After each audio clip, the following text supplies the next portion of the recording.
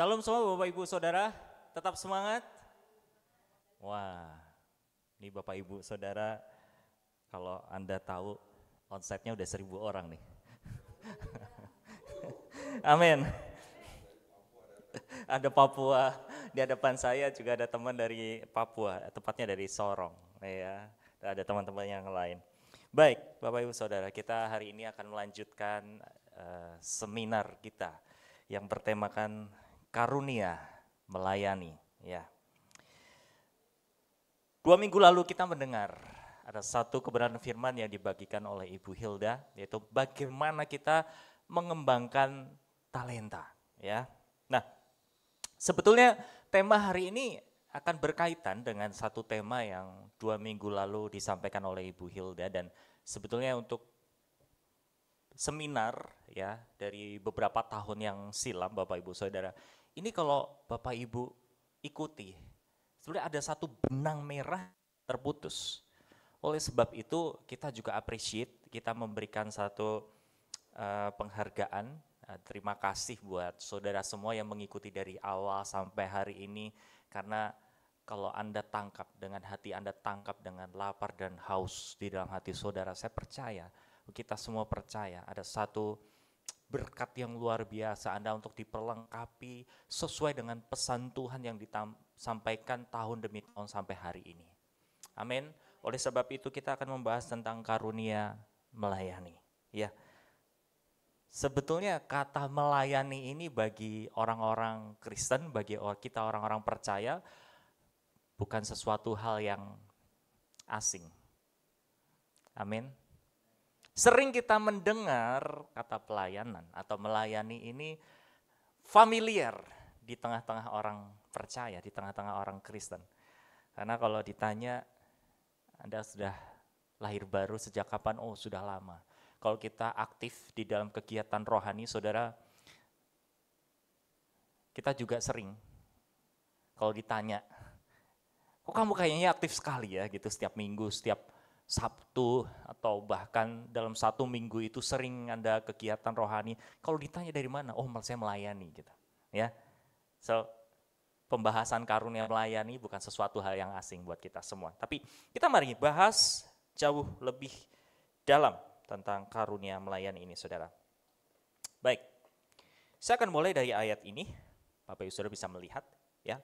Roma pasal yang ke-12 ayat 6 sampai yang ke-7, saya ambil dari terjemahan sederhana Indonesia. Bagi Bapak Ibu Saudara yang memiliki terjemahan baru tidak jadi masalah ya, karena kita harus melihat betapa kaya, betapa lebar, betapa kebenaran firman itu betul-betul 360 derajat. Mau dilihat dari sisi mana, punya kekayaannya Saudara. Ya. Nah, di dalam Roma pasal 12 ayat ke-6 sampai ke-7, demikian firman Tuhan. Dan setiap orang diberi kemampuan rohani yang berbeda-beda menurut kebaikan hati Allah kepada kita masing-masing. Kalau kamu sudah diberi kemampuan untuk bernubuat, sampaikanlah setiap nubuatan sesuai dengan apa yang kamu yakini.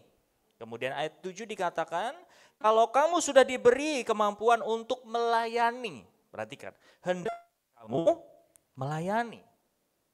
Kalau kamu diberi kemampuan untuk mengajar, hendaklah kamu mengajar. Ya, jadi kalau kita perhatikan beberapa kata diulang-ulang, saudara. Kalau kamu diberi kemampuan untuk melayani, hendaklah kamu melayani. Artinya apa? Kalau kamu diberikan kepercayaan, kamu diberikan satu kemampuan, kamu diberikan satu talenta, pakai. Jangan dianggurin. Nanti seperti perumpamaan orang yang dikasih talenta. Ada yang 1, 10, dan selebihnya. Selanjutnya ya. Yang 1 dikubur. Akhirnya apa? Tidak mengembang. Sama seperti kemampuan, talenta, atau karunia yang Tuhan taruh di dalam diri kita. Kalau kita diberi kemampuan itu, kita diberi potensi itu, pakailah. Kurang lebih firman ini berkata demikian, ya. Kemudian di dalam 1 Korintus pasal 12 ayat 27 sampai 28. Sekali lagi saya akan bacakan buat saudara semuanya, demikian firman Tuhan. Kamu semua adalah tubuh Kristus dan kamu masing-masing adalah anggotanya. Kita semua itu adalah gereja, saudara. Ya. Dan Allah telah menetapkan beberapa orang dalam jemaat, pertama sebagai rasul, kedua sebagai nabi, ketiga sebagai pengajar.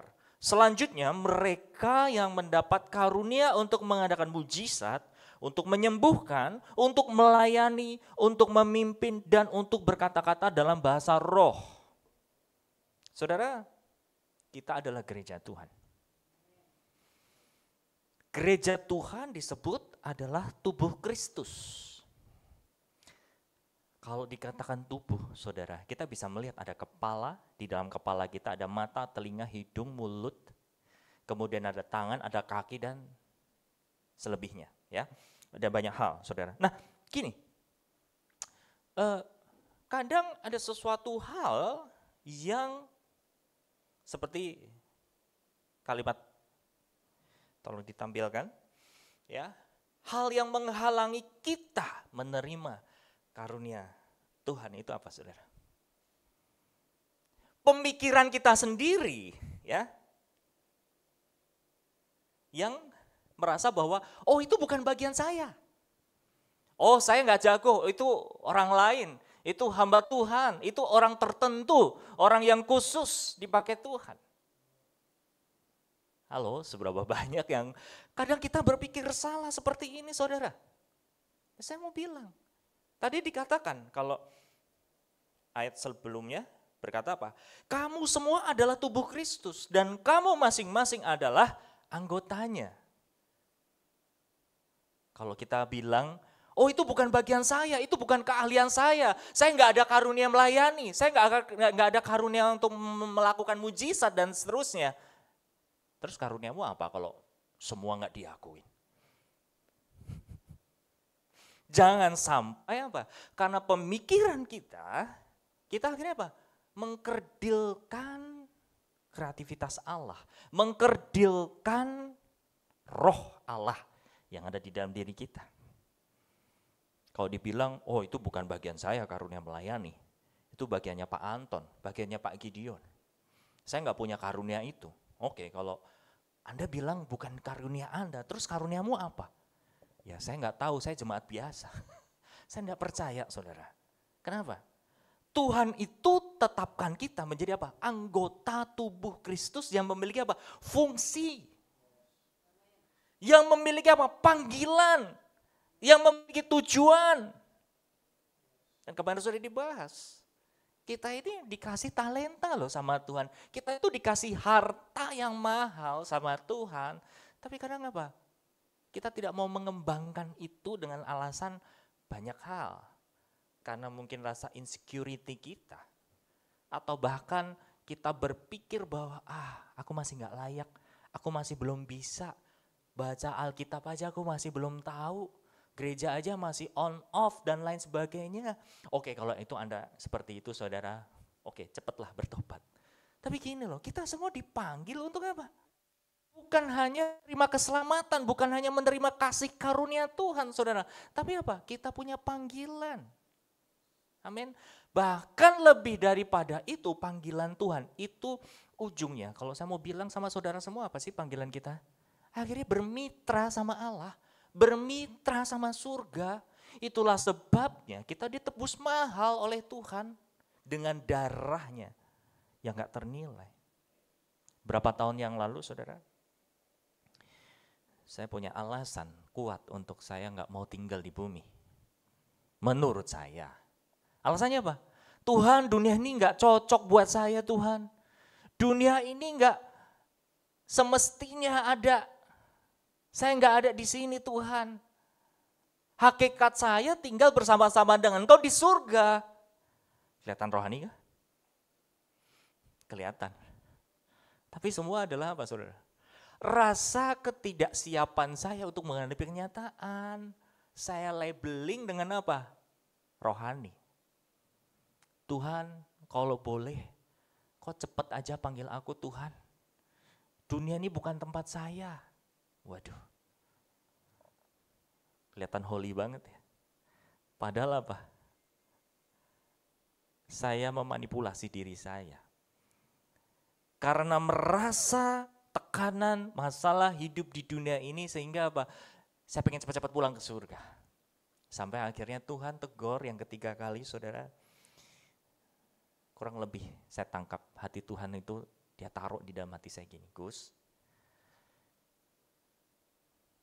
aku bayar mahal hidupmu. Tujuannya apa? Supaya kamu melanjutkan pekerjaanku. Kalau kamu pulang sekarang, sia-sia aku tebus. Saya pikir, ya juga ya. Lah itulah saudara, ya. Kadang kita karena masalah di dalam jiwa kita, emosi kita, di dalam perasaan kita, di dalam mood kita rohaniain gitu loh. Makanya kita diingatkan bahwa kita semua adalah anggota tubuh Kristus. Kita adalah gereja yang punya panggilan, gereja yang diutus oleh Tuhan untuk apa? Memperluas kerajaan surga, saudara. Nah, mulai temukan apa yang menjadi titipan Tuhan di dalam hidup kita. Saya enggak percaya kok kalau kita ini lahir kayak robot, enggak bisa ngapa-ngapain. Saya enggak percaya. Saya punya alasan kuat, saudara. Alasan kuatnya apa? Gini loh, kita tahu Kejadian 1 ayat 26 toh. Allah menjadikan kita menurut rupa dan gambarnya. Menurut peta dan teladan siapa? Allah. Dan kita dibentuk dengan tanah liat dan kemudian apa? Diberi hembusan nafas hidupnya Allah sendiri. Artinya apa? Ada bagian, kalau dulu Pak Andreas bilang ada sempalan roh. Ada bagian dari roh Allah dihembuskan di dalam hidup kita. Artinya apa? Ada kreativitas di dalam diri kita, saudara. Dan bukan barang asing kalau kita menjadi co-creator. Bukan sesuatu hal yang muluk-muluk ini, bukan. Kenapa? Karena rohnya dia ada di dalam diri kita. Dan roh Allah itu, saudara, membawa kreativitas ilahi loh.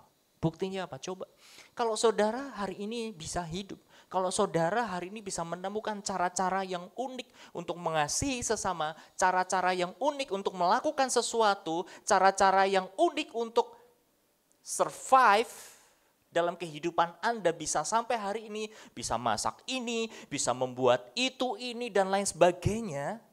Anda punya hikmat yang luar biasa, itu karena apa? Kreativitas Allah. Manusia itu diciptakan oleh Allah canggih patternnya, saudara. Saya mempercayai itu. Dan itu kenapa dulu menara Babel bisa berhasil dibangun oleh manusia. Padahal Tuhan gak suruh.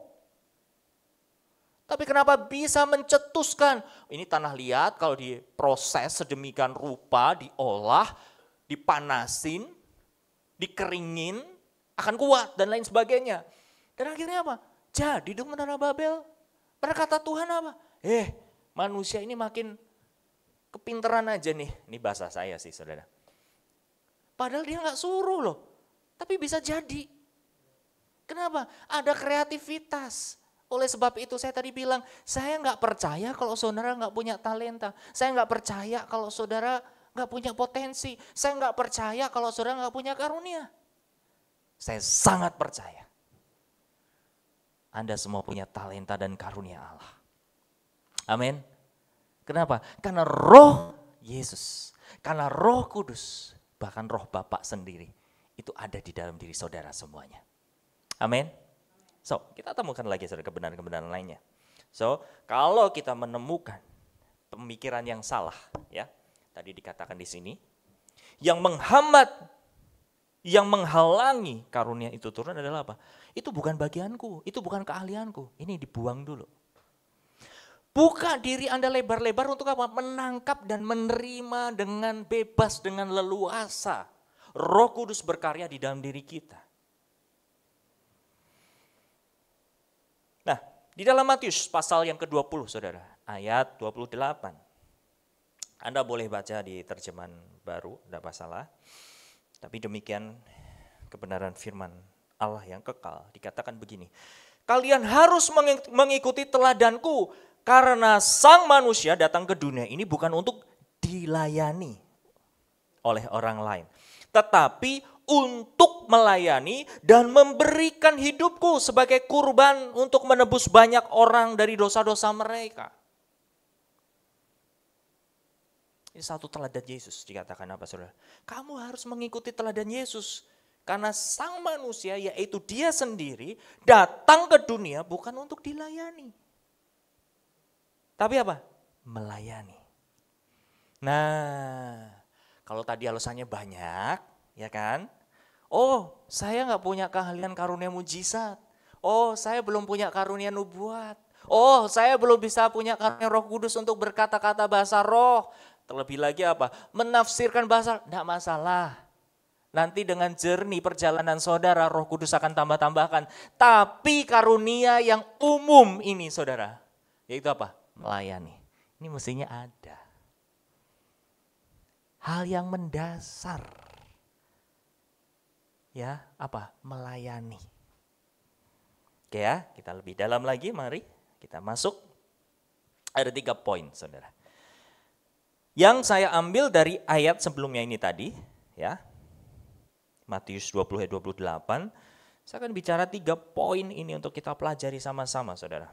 Yaitu pertama, kita akan membahas tentang melayani. Yang kedua, kita akan membahas tentang bagaimana memberi hidup itu. Yang ketiga adalah memberi kurban. Nah, saya 4 minggu yang lalu, saudara, saya masih ingat, tolong tampilkan slide lagi. Ya,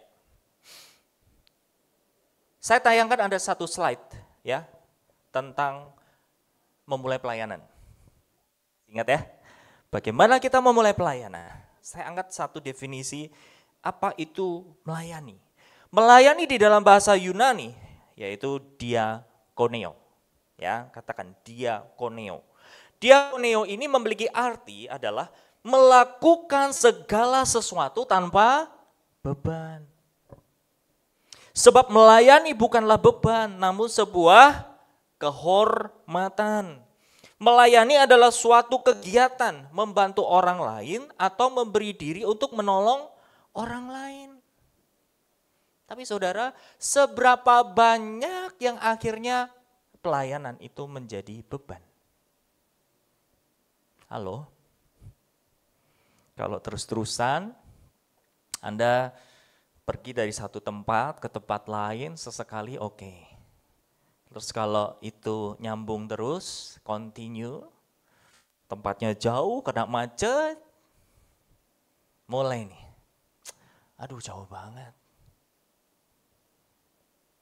Aduh ngabisin ongkos, aduh buang-buang waktu, ya. Atau bahkan kalau ketemu jiwa, ya orang ini lagi, nelpon lagi, nanti dia curhat lagi, begini lagi dan begitu lagi. Coba saudara, kita menung sejenak. Seberapa banyak kita akhirnya protes karena apa? Menganggap pelayanan sebuah beban. Kita mengeluh, kita protes. Kenapa kira-kira? Saya harus strict mau bicara sama saudara semua. Karena apa? Kita belum mengerti arti atau sejatinya melayani, saudara. Tenang, saya nggak bicara saudara, saya bicara diri saya. Kalau saya dalam pelayanan seperti itu, berasa nggak berasa? Kadang, aduh, badan capek, nyeri-nyeri, punggung, ya, pusing, kadang kurang tidur, kurang istirahat, dan lain sebagainya. Itu tetap saya rasakan, ya. Tapi hari-hari ini saudara, Tuhan tuh ungkapkan gini, terlebih lagi namanya pelayanan generasi, saudara. Apa sih yang mau diharapkan dari pelayanan generasi? Anda ketemu dengan orang-orang yang mungkin jauh di bawah Anda, mereka belum punya penghasilan yang tetap segala macam. Kalau motivasinya cari duit, saya mau bilang, Tidak ada duitnya. Yang ada apa? Kita mesti nabur, kita mesti memberi dan memberi. Saya alami sama istri beberapa tahun belakangan ini, saudara. Nanti saya lebih dalam akan sampaikan, tapi gini, ada satu pemahaman yang Roh Kudus rubah di dalam diri saya. Tentang melayani yang tadinya beban, yang tadinya keluh kesah, tapi menjadi sebuah kehormatan. Gimana caranya? Ambil point of view, ambil POV, ambil sudut pandang bagaimana Tuhan melihat ladang pelayanan itu, saudara. Ya, begitu Tuhan bukakan hal ini, saudara, saya yang hancur hati loh. Yang tadinya berangkat dengan keluh kesah, yang tadinya berangkat dengan protes-protes, ngeluh, sakit ini, kurang istirahat. Dan kalau udah bicara me time, family time, kadang-kadang gak ada kamus. Yang dulu bisa ngatur sedemikian rupa, family time-nya saya sama istri, me time-nya ya udah. Sama jiwa-jiwa yang dimentorin, sama jiwa-jiwa yang dilayani, udah. Rubah mindset-nya akhirnya, saudara. Bukan berarti ninggalin keluarga, enggak. Makanya kadang-kadang gini, saya merasa, oke, jam sekian sampai jam sekian saya ngurus urusan keluarga. Jam sekian sampai jam sekian saya ngurus bagian ini. Walaupun kadang-kadang manajemen waktu saya itu enggak akurat, saudara. Tapi paling tidak, saya udah memberi diri buat melayani keluarga. Saya sebagai anak, sebagai suami, ya, sebagai pelayan Tuhan, sebagai orang percaya harus bangun hubungan pribadi.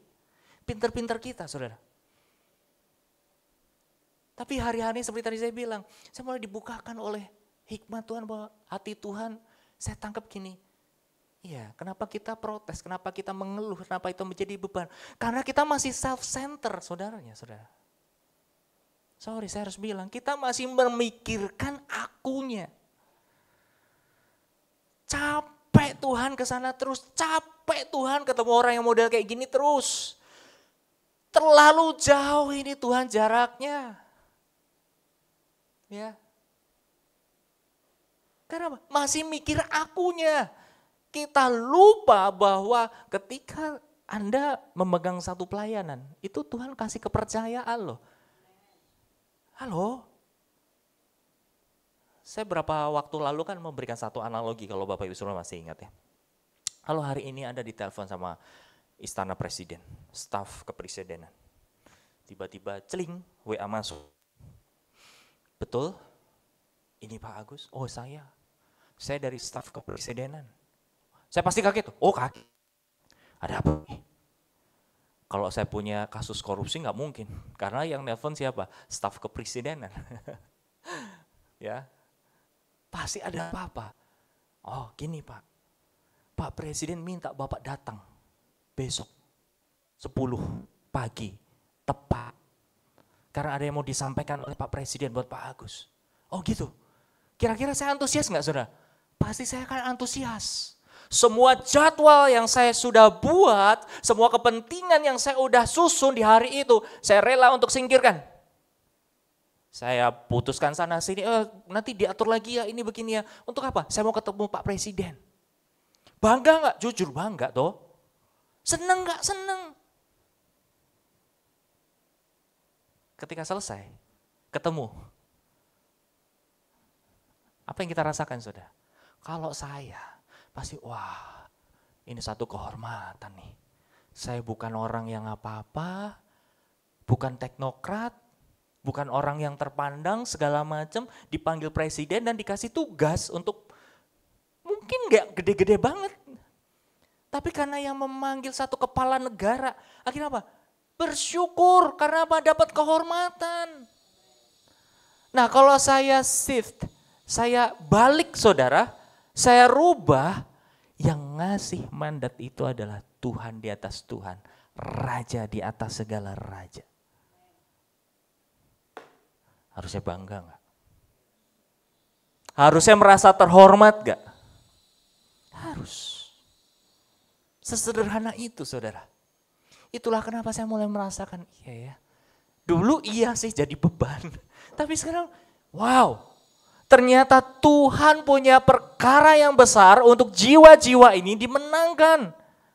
Jadi saya nggak peduli lagi waktu, tenaga, bahkan materi yang udah dikeluarin, lupa. Karena apa? Tuhan melihat, Gus, ini orang yang aku kasih loh. Aku mau pakai dia. Dia akan jadi orang yang aku pakai. Dia akan menjadi orang yang hebat loh. Saya ada posisi gini, wah betapa bersyukurnya saya Tuhan kalau gitu. Engkau kasih kepercayaan buat membangun, buat hadir orang-orang ini. Berubah enggak perasaan saya, saudara? Berubah. Ini baru-baru terjadi. Ada seorang yang tanya, Kak, gimana sih cara melayani generasi itu? Kok saya rasanya pusing, jujur, saya terbeban. Panjang lebar kami diskusi, saudara. Saya punya simple jawabannya. Saya cuma bilang sama orang ini gini, sederhana sih. Kamu melakukan sesuatu yang sederhana, sekecil apapun. Dengan ketulusan hatimu. That's it. Jawabnya apa? Iya sih, no debat. Orang ini ngerasa, kok kayaknya kami tuh hadir buat orang ini mungkin gak yang wah banget, yang gak 1 kali 24 jam, sesekali dan kadang-kadang sederhana ketemu, hey apa kabar? Gimana kabarmu? Oke, masalah ini, oh ya udah kita semangatin, kita doain, kita temenin makan segala. Padahal bukan sesuatu hal yang wah gitu saudara. Ya, ketika hadir dengan sesuatu yang apa yang kita punya, apa yang kita miliki, walaupun sederhana, itu katanya bisa merasakan, wah ini berdampak. Kenapa saudara? Ketulusan dan kemurnian itu nggak bisa diganggu gugat. Ya, nah jadi dikatakan di sini begini, melakukan segala sesuatu tanpa beban sebab melayani bukanlah beban, namun sebuah kehormatan. Melayani adalah suatu kegiatan membantu orang lain atau memberi diri untuk menolong orang lain. Itu definisi diakoneo. Nah, next. Yohanes 12 ayat 26. Ya, jelas. Yesus sendiri bilang, barang siapa melayani aku, ia harus apa? Mengikut aku. Bukan hanya ngikut loh. Dan di mana aku berada, di situ pun pelayanku berada. Itulah kenapa saudara. Ketika saya dan mungkin tim di RTM kalau dipanggil ke satu daerah, satu kota ke kota lain. Mungkin tuan rumahnya karena ya menghargai ya. Bilang ini, Pak maaf ya tempatnya apa adanya. Saya cuma bilang gini, tenang. Kenapa? Karena Tuhan sudah membawa ke tempat yang wah ekstrim. Tapi hari ini saya mau bilang, tempat yang saya bilang ekstrim, mungkin belum se-ekstrim mungkin. Tapi gini loh, tempat saya tidur istirahat, itu pernah di tempat kasur 120, diisi berapa orang? 3 orang. Tubuh saya keramping ini saudara, oke. Ditambah tubuh Pak Anton yang begitu ramping, ditambah Billy. Ya, kalau Billy masih oke lah. Dia paling gede. Saya sama Pak Anton yang paling kecil. Nah, tidur kasur di 120, ukuran 120. Itu kan 1 orang, saudara. Bayangin untuk 3 orang. Jadi tidur dari malam sampai pagi, satu posisi. Kalau udah miring gini, ya udah. Nggak bisa ngapa-ngapain. Bayangkan. Itu untung 2 malam. 3 hari 2 malam. Kalau ini seminggu, wah betul-betul saya pulang. Benar-benar seperti lidi, saudara. Pada waktu itu saya mau menikah. Zaman itu Pak Andras masih ada. Kami pelayanan bersama-sama dengan Bapak. Pernah juga pelayanan di tempat di mana nggak ada kamar mandinya, saudara. Kalau mau bilang, saudara ya, buang air, mau buang air besar, mau buang air kecil, di alam terbuka yang begitu luas. Ya, belum lagi harus menghadapi anjing liar segala macam. Itu posisi di mana saya udah nyerah. Saya coba berdoa sama Roh Kudus, please kali ini saya dibantu supaya saya tidak harus ke belakang. Bener, untung 1 malam saudara. Mungkin kalau 2 malam, ya udah. Mau ndak mau saudara. Tapi gini, pengalaman itu akhirnya mendidik saya, pengalaman itu akhirnya apa? Membuat standar saya hancur. Kamar mandi harus begini, tempat tidur harus begini, makan harus begini. Nggak ada lagi standar. Sehingga ketika beberapa waktu lalu kami pelayanan ke Alor sekali lagi, sudah. Ya udahlah, masih manusiawi ini. Masih bisa bersyukur. Apalagi kalau bicara pelayanan di kota, di daerah saudara, terlebih lagi masih di Pulau Jawa. Pak sorry ya tempatnya apa adanya. Enggak, ini mah udah, buat kami udah bintang 4 ini. Karena apa? Sudah mencicipi yang haleluya. Nangkap saudara poinnya. Artinya apa? Kalau kita membawa diri, memiliki hati menjadi pelayan. Sama seperti Yesus, datang ke muka bumi untuk melayani, bukan dilayani. Hati Anda nggak akan bermasalah. Tapi kalau kita datang dengan standar tertentu, kita datang dengan motivasi tertentu, ya kita akan bermasalah dengan diri kita. Makanya, saya bilang gini, coba ditampilkan. Melayani bukan tentang apa yang kita suka. Apa yang kita mau, apa yang kita pilih. Melayani bicara tentang keteladanan Yesus dan memuliakan namanya. Kalau pelayanan itu sesuatu yang Anda suka, namanya bukan menyukakan Tuhan, tapi menyukakan diri sendiri. Oh, aku suka nih kalau pegang mic seperti ini. Aku suka nih kalau di depan seperti ini. Semua mata memandang saya, melihat saya perform segala macam. Pelayanan bukan soal itu, saudara. Melayani itu sesuatu yang apa kita nggak suka, apa yang kita nggak mau, kadang apa yang kita nggak pilih. Kalau kita melayani masih pilih-pilih, cek hati kita. Kita sedang melayani Tuhan atau melayani diri kita, atau melayani ego kita. Ya. Melayani adalah buah kasih kita kepada Tuhan. Mungkin Anda mendengarin sesuatu yang klasik, tapi saya bilang gini, melayani itu akan menjadi beban seperti tadi saya bilang. Kalau motivasi kita apa? Mencari sesuatu yang bukan dari Tuhan. Tapi sebaliknya, kalau Anda melayani karena ekspresi cinta Anda kepada Tuhan, kasih Anda kepada Tuhan, saudara, saya percaya apapun posisi yang Anda dipercayakan, apa yang Tuhan kasih, tetap apa? Bersyukur. Mau jadi tim multimedia yang gak kelihatan, mau menjadi tim doa, mau jadi usher, atau bahkan orang yang memang gak kelihatan sama sekali.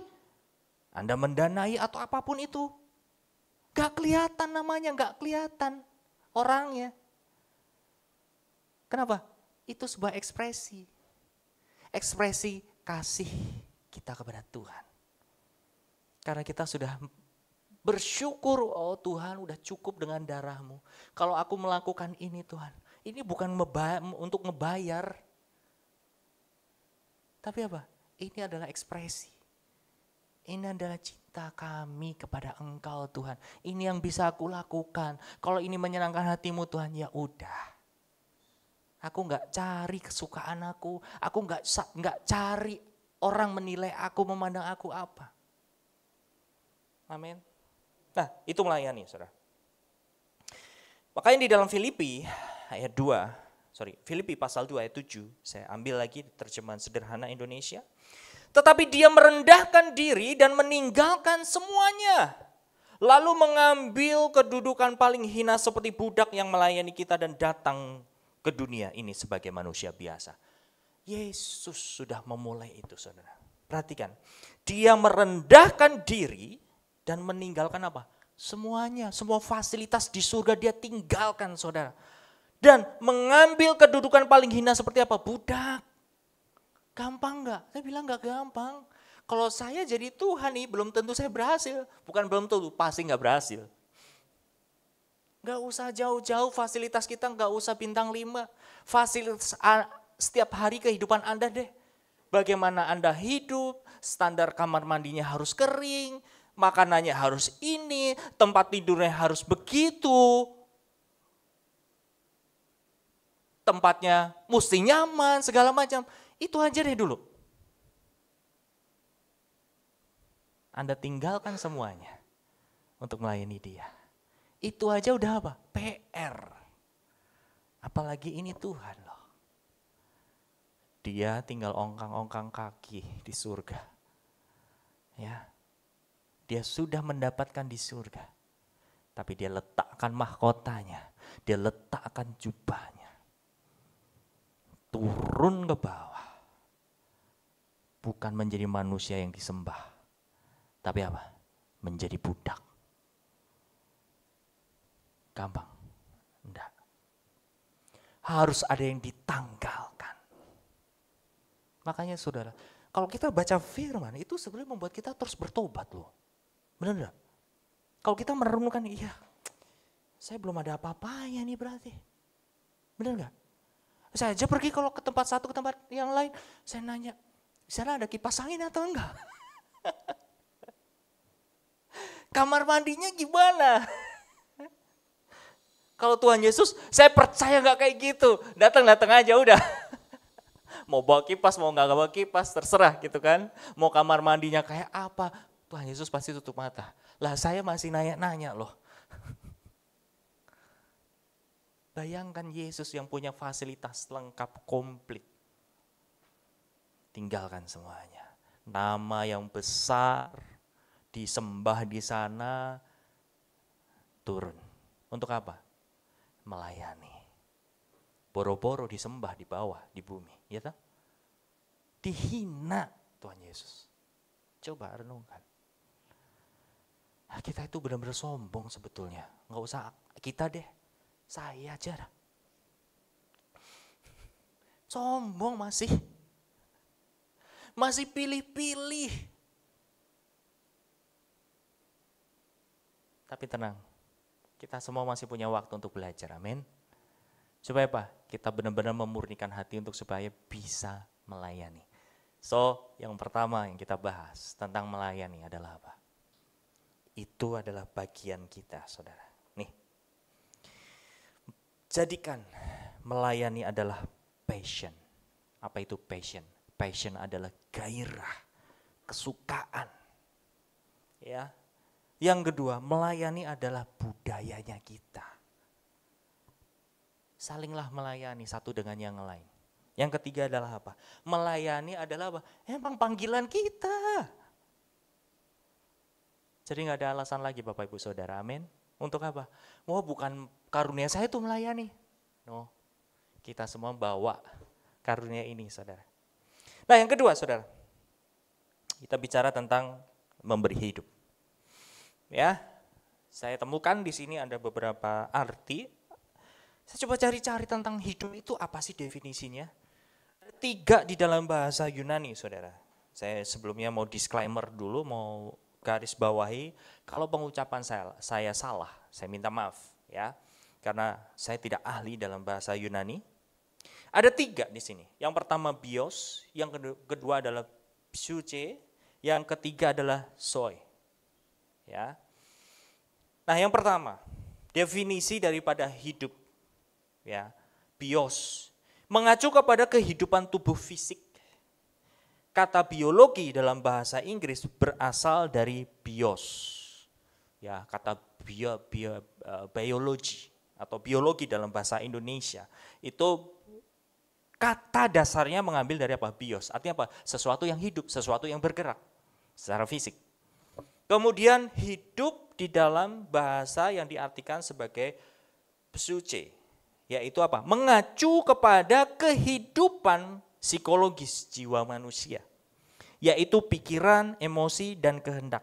Kata Psychology dalam bahasa Inggris berasal dari psuche. Ya. Dan hidup dalam definisi mengacu kepada kehidupan abadi Tuhan yang tidak diciptakan, kehidupan ilahi yang secara unik dimiliki oleh Tuhan. Apa saya perlu cari definisi-definisi ini, saudara? Karena buat saya arti hidup, definisi hidup itu sendiri kan terlalu luas.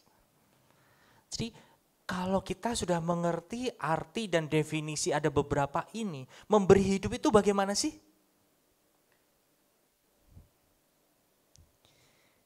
Membagi semua apa yang kita miliki. Baik itu bios, baik itu psuche, baik itu zoe. Kita bagi, kita berikan. Ya. Apa itu fisik kita, tenaga kita, baik itu pikiran kita, emosi kita, kehendak kita bagiin.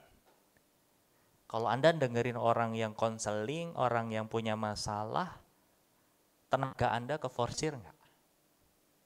Iya kan? Waktu Anda tersita enggak? Tersita.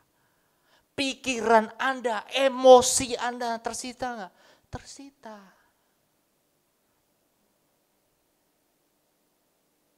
Dan sebaliknya, kalau kita menghidupi hidup Tuhan, saudara, zoe itu tadi, yaitu kehidupan abadi Tuhan yang tidak diciptakan, kehidupan ilahi yang secara unik dimiliki oleh Tuhan, ditaruh di dalam diri, itu yang kita bagi. Jadi ada dua hal nih, mungkin buat fisik kita, tenaga kita korbankan. Waktu kita, pikiran kita, perasaan kita, emosi kita. Oke?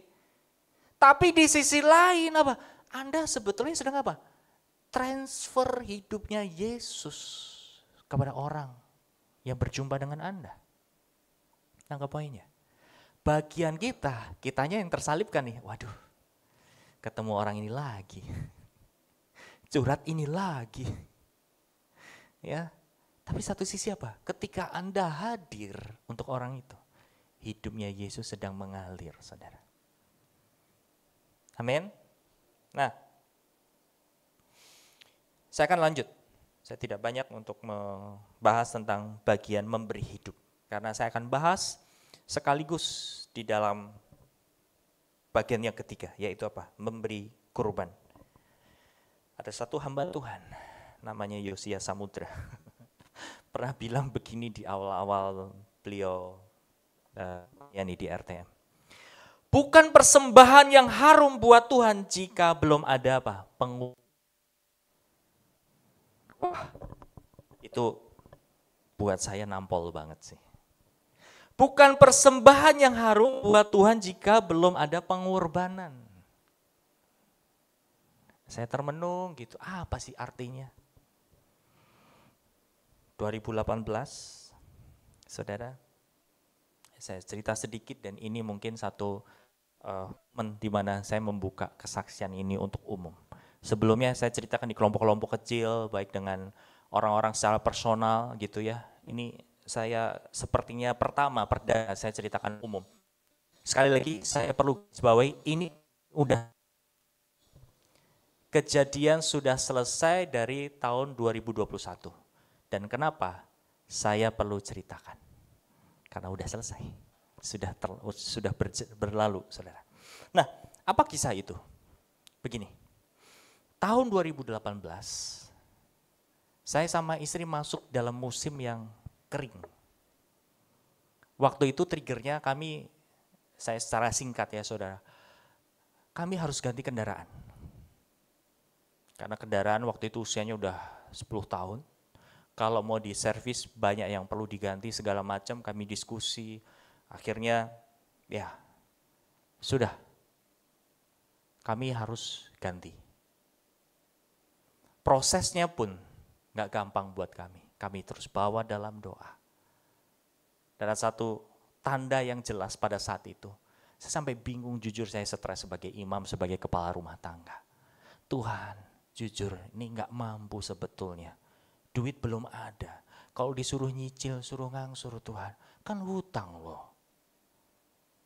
Tapi itu benar-benar seperti nggak ada jalan lain selain ngambil itu, saudara. Akhirnya pagi hari saya berdoa, saya dealing sama Tuhan gini. Gini deh Tuhan, kalau ini jalanmu, kasih satu tanda. Tandanya apa? Ini mobil nggak harus dibengkelin dulu karena ada yang harus diservis baru dijual supaya harganya lumayan naik. Terus kita buat DP, buat ambil yang baru. Singkat cerita kayak gitu, saudara. Tapi masih karena ada asuransinya. Saat itu kita berpikir ya sudah masukin ke asuransi dulu. Tapi waktu itu bulan November, saya masih ingat. Hampir ke Desember, akhir November lah. Dimana kalau ini dimasukin ke asuransi, karena masih punya jatah untuk diberesin segala macam seperti itu. Masuk bulan Desember, orang sebentar lagi udah Natalan, tahun baru segala macam, wah nggak bakal cepet ini.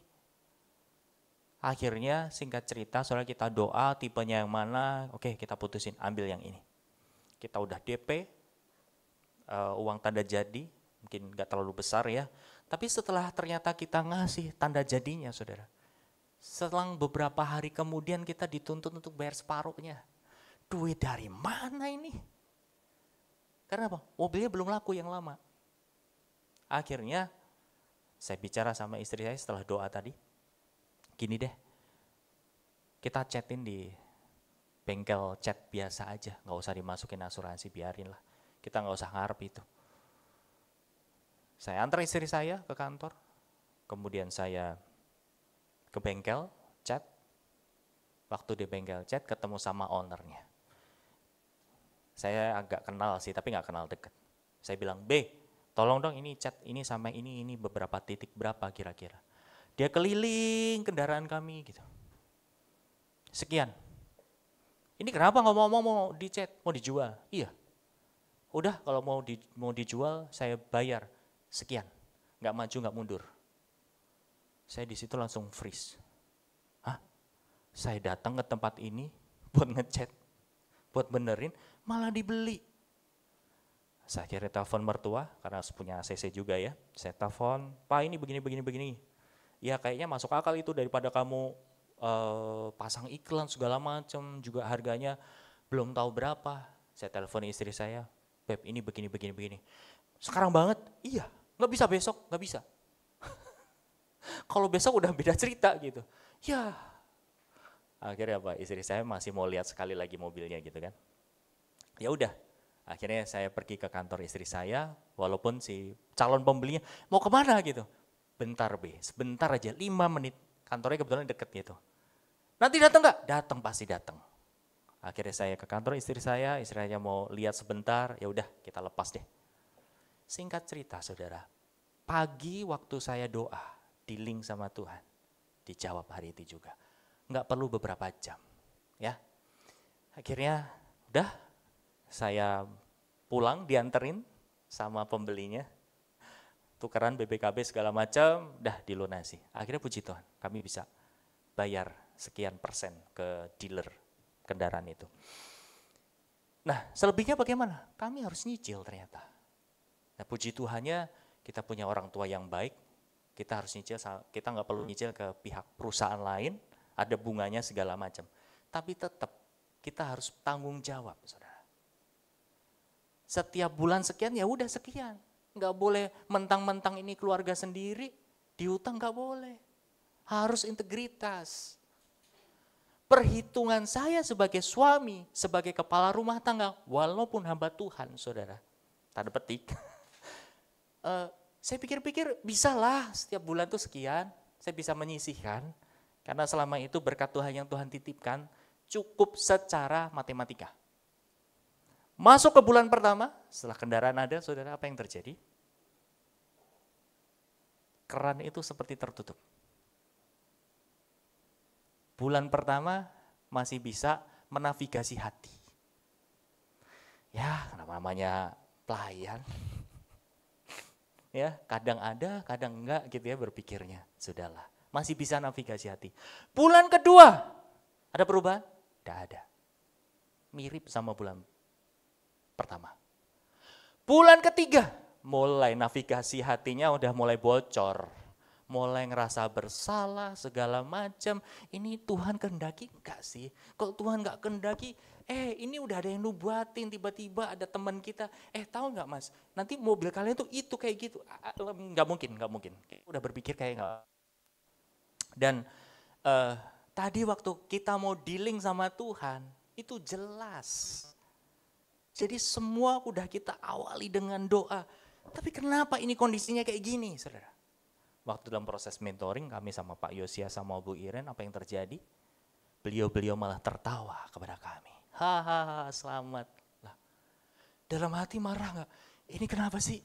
Kita punya masalah ditertawakan. Bukan tanpa sebab, saudara. Beliau menangkap hati Tuhan mau apa? Mendidik hati kami untuk bergantung penuh sama Tuhan. Oke lah kalau itu memang satu kesalahan. Tapi gini loh, kalau kamu nggak ngelanggar satu kesalahan sekalipun, Tuhan tetaplah Tuhan. Kamu adalah anak. Agak berat sih. Dan itu momen di mana saudara kami awal-awal sedang membangun Josgen kan. Ketemu dengan beberapa anak-anak segala macam, harus investasi waktu, tenaga, biaya segala macam, pelayanan yang udah settle, mulai nggak ada. Kalau ditanya, pemuridannya bang setiap hari? Enggak juga sih, kesibukan saya kadang ketemu dengan 1 orang 2 orang. Dan belum lagi harus urusan-urusan yang lain segala macam. Musim yang kami lalui ini saudara, nggak terjadi 1 bulan, 2 bulan, 3 bulan, 4 bulan. Nggak cukup 1 tahun. Saya sama istri ngelewatin 2,5 tahun. Saya punya saksi hidup. Salah satunya Pak Anton. Kondisi ini saya nggak cerita sama siapa-siapa selain mentor dan selain sahabat dekat saya. Waktu itu Pak Anton tahu juga karena ada satu momen di mana mohon maaf, beli bensin aja nggak bisa. Pernah beberapa kali beli bensin tuh 50.000 loh Bapak Ibu Saudara. Malu nggak? Udah nggak punya malu. Yang penting apa? Kendaraan jalan. Ya. Satu momen karena udah mentok, saya bilang, saya izin sama sahabat-sahabat saya, sorry boleh nggak saya pakai kas ini? Saya perlu jalan ke sana. Sahabat-sahabat ini mereka bilang, udah nggak usah pakai kas ini, pakai punya saya aja. Itu jujur ya saudara, buat saya seorang Anggus, harga dirinya hancur. Kenapa? Nggak pernah selama saya pelayanan untuk minta-minta. Karena Pak Andres juga ngajarin begitu kan. Itu Tuhan kayak ngomong, Gus, kamu nggak usah sok hebat. Kalau kamu butuh ditolong, ya akui. Gak usah sok kuat. Itu benar hancur loh saudara, harga diri saya. Ya sudah Tuhan, yang penting kau tahu hati nuraniku. Aku gak berniat untuk ngambil keuntungan segala macam sama sekali. Itu pelayanan tetap jalan, semuanya tetap jalan, semua on schedule. Tapi yang berproses di dalam hati saya adalah apa? Saya sebagai suami tidak menguntungkan. Itu yang nyerang di dalam pikiran saya, itu yang nyerang di dalam perasaan saya selama 2,5 tahun. Habis perasaan, habis semua-muanya. Saya mau protes sama Tuhan sampai satu hari, Tuhan gini deh. Ini keadaan kita lagi kering, tapi engkau ngasih banyak kerjaan. Ngerti ya mindsetnya manusia? Kalau kerjaannya banyak, harusnya modalnya juga ada kan gitu. Ini kerjaannya banyak tapi modalnya enggak ada. Apa yang kita punya, apa yang kita ada, udah semua dikeluarin. Sampai akhirnya puji Tuhan, waktu pandemi, Tuhan malah jawab loh. Waktu itu kita akhirnya menangkap satu pelajaran gini, oh iya ya, kita itu anak. Akhirnya apa yang Pak Andres ajarkan untuk keliling, aku adalah anak Allah, Bapakku di surga kaya raya, apa yang Bapak punya, aku punya. Saya lakukan itu. Dan ini yang menjadi satu rema. Persembahan tanpa korban. bukan menjadi persembahan yang harum. Ini toh Tuhan maksudmu. Dan saat-saat momen kayak gitu saudara, dimana kita pernah satu hari kita punya hanya sekian puluh rupiah, bisa untuk beberapa hari saja. Tiba-tiba teman-teman ngumpul di rumah. Masa iya gak dikasih makan? Ini anak orang loh. Kita mau beli pakai apa? Saya di dapur bisik-bisik sama istri. Ntar dulu deh. Oh iya, saya punya mie. Akhirnya apa? Beberapa bungkus saya masakin buat anak-anak ini, kasih sayur, kasih telur. Kasih dah tuh. Enak guys, enak gak? Thank you ya. Dalam arti nangis. Nangisnya bukan apa-apa. Tuhan, thank you ya. Kalau kau kasih kehormatan ini. Jadi saudara, kalau kita mau memberi, bukan tentang apa yang kita mampu, apa yang kita bisa. Tapi apapun yang kamu ada. Sekali lagi, saya mau garis bawah. Ini proses sudah lewat loh. Saya gak ketok-ketok imat, sudah lewat 2021. Ini 2023, udah 2 tahun baru saya ceritakan. Kenapa? Udah lewat. Dan puji Tuhan ya, tahun lalu saudara, istri saya harus rela lepasin pekerjaannya. Artinya apa?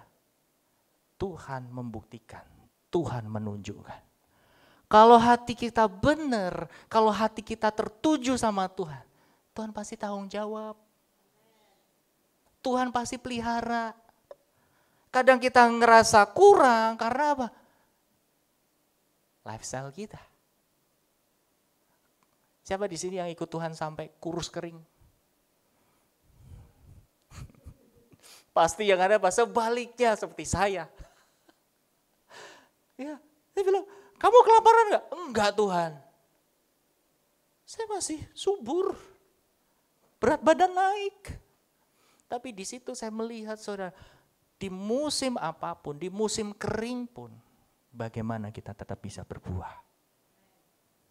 Karena apa? Bukan tentang kita lagi saudara. Nah, ini bukan barang baru saudara. Di dalam Injil Yohanes pasal 15, ayat 12 sampai 14. Demikian dikatakan firman Tuhan. Inilah perintah yang aku berikan kepadamu. Hendaklah kamu saling mengasihi satu sama lain. Sama seperti aku mengasihi kamu. Kasih yang paling luar biasa terlihat ketika seseorang rela mengorbankan diri demi menyelamatkan apa? Sahabat-sahabatnya. Kamu akan terbukti sebagai sahabatku kalau kamu melakukan apa yang aku perintahkan kepadamu.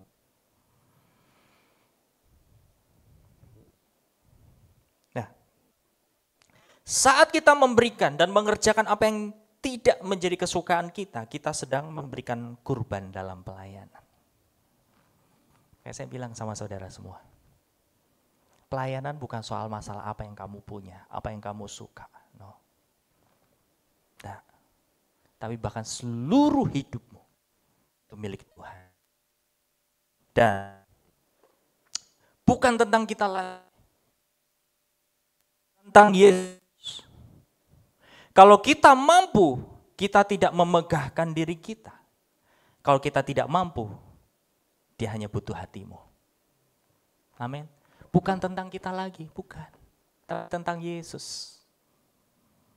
Nah, di dalam Kisah Rasul, saya akan tutup ayat ini, saudara. Kisah Rasul pasal 2, ayat 44 sampai 47. Demikian firman Tuhan. Semua orang percaya,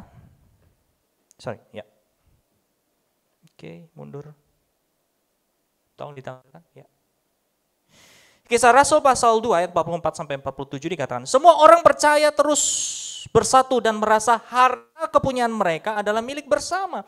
Ayat 45, seringkali salah satu dari mereka menjual tanah miliknya dan membagi-bagikan hasil penjualan itu kepada anggota lain yang memerlukan bantuan. Mereka sepakat untuk berkumpul setiap hari di teras rumah Allah.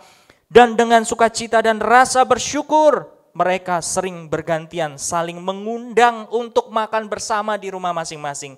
Dan di situ mereka juga merayakan perjamuan kudus. Mereka terus memuji-muji Allah dan disenangi oleh semua orang. Setiap hari Tuhan menambahkan orang-orang yang baru diselamatkan kepada kelompok orang percaya itu. Saya mengaminkan kisah Rasul ini, saudara. Karena apa yang tadi terjadi dalam kehidupan kami diproses, sebetulnya bukan soal masalah keuangan kami sih diprosesnya. Soal masalah apa? Hati. Soal hati, saudara. Di situ Tuhan mulai bicara. Kamu jangan menggantungkan apa-apa selain Tuhan. Bukan tentang apa yang kamu punya. Bukan tentang apa yang kamu nggak punya. Tapi tentang hatimu. Wow. Dan ketika saya baca kisah Rasul ini, saudara, terjadi dalam hidup kami. Ya. Padahal saya sama istri itu masih numpang di rumah orang tua. Tapi rumah kami benar-benar kayak base camp. Bagi udah minggu-minggu terakhir ini hampir setiap hari adalah yang nginep, adalah yang nanti habis dari pelayanan sana, pelayanan sini, ikut pulang. Buat ngapain? Kongko, makan bareng. Mungkin makannya yang gak puas sih. Makan pinggiran, bungkus, bawa pulang, kita sharing live, ketawa-ketawa, nangis bareng-bareng, saling mendukung dan lain sebagainya. Terus menerus. Sampai akhirnya saya sama istri, Tuhan thank you ya. Biar hidupmu terus mengalir. Satu demi satu ditambahkan. Nah, saya percaya, saudara semua bisa mengalami ini. Kalau apa? Anda mulai buka hati. Anda enggak terjebak sama pemikiran, wah ini bukan bagianku. Karena apa? Karunia melayani, saudara. Semua dapat. Karena itu budayanya surga. Itu passionnya kita, itu tujuan hidup kita, itu panggilan kita, saudara. Memulainya bagaimana? Beri, kasih apa yang ada dalam dirimu. Kadang mungkin bukan soal masalah uang, kadang mungkin bukan soal masalah tenaga, kadang mungkin bukan soal masalah pikiran, kadang mungkin bukan soal masalah apa yang Anda miliki. Tapi mungkin kadang-kadang orang itu butuh apa, saudara? Kehadiranmu. Butuh telinga. Ya. Saya percaya. Dengan Anda memberi diri, memberi hidup, memberi hati buat Tuhan. Jiwa-jiwa akan dikirimkan. Terus. Untuk apa? Sama-sama bergerak maju. Dari satu titik ke titik yang lain.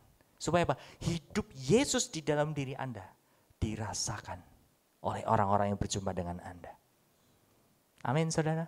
Mulailah. Jangan ambil pusing. Tuhan, ini aja aku butuh ditolong. Saya mau bilang, tos. Kami ngalamin 2 tahun setengah. 2 tahun setengah buat kami, waktu yang cukup panjang. Karena apa? Di situ hampir tiap hari saya menetes air mata. Kalau lagi pelayanan, ya Tuhan. Tahu gak sih, kalau ada ngerasain hati yang kayak teriris-iris, ya kayak gitu tuh rasanya saya 2 tahun setengah tuh.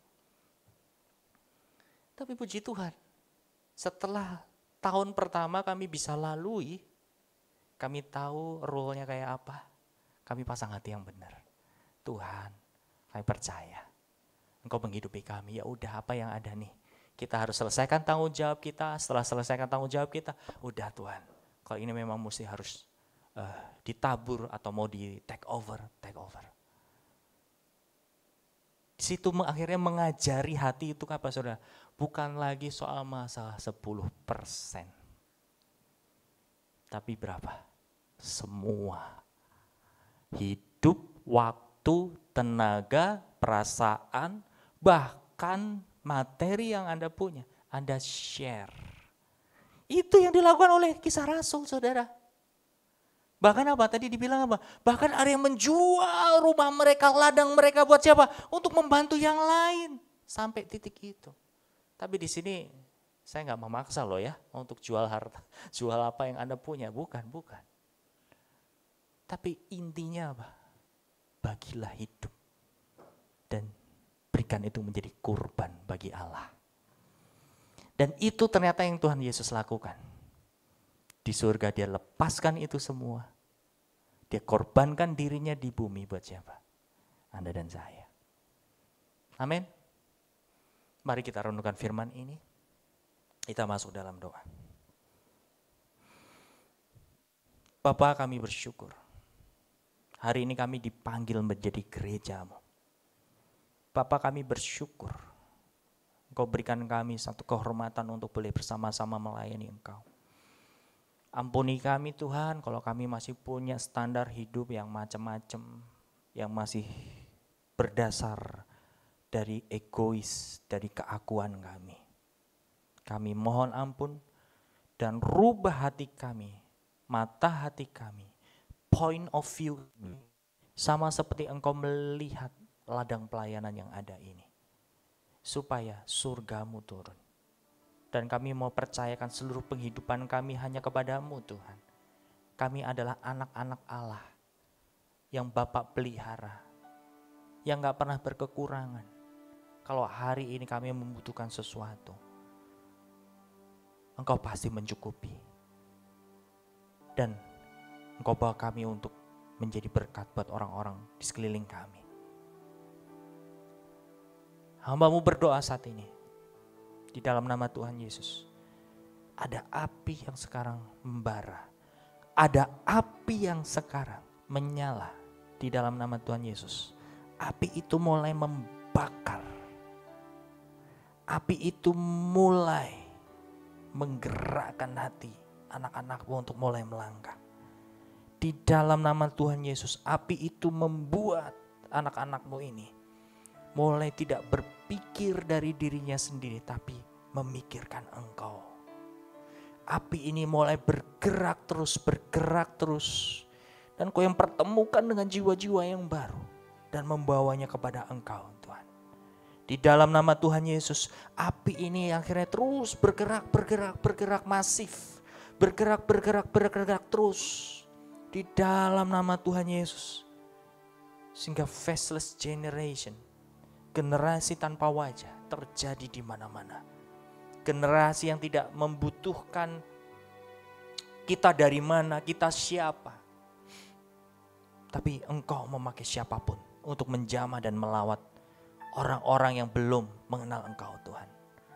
Terima kasih Tuhan Yesus untuk kebenaran firman ini. Biarlah karunia melayani ini boleh menjadi hidup di dalam diri kami.